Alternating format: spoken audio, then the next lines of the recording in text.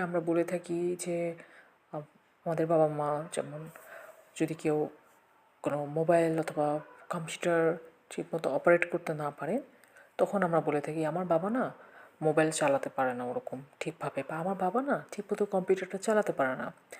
আমরা এটা না বলে আমরা টার্ম ইউজ করব। টার্ম ইউজ করলে কি হয়, এটা খুব প্রিসাইসলি অনেকগুলো বিষয় একটা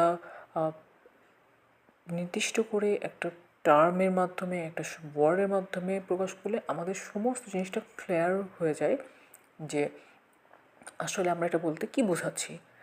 তো এই ধরনের সমস্যাগুলো যাদের বাবা মার মধ্যে অথবা যদি কোনো ব্যক্তির মধ্যে থাকে, তাদেরকে আমরা বলবো টেকনোলজিক্যালি চ্যালেঞ্জড।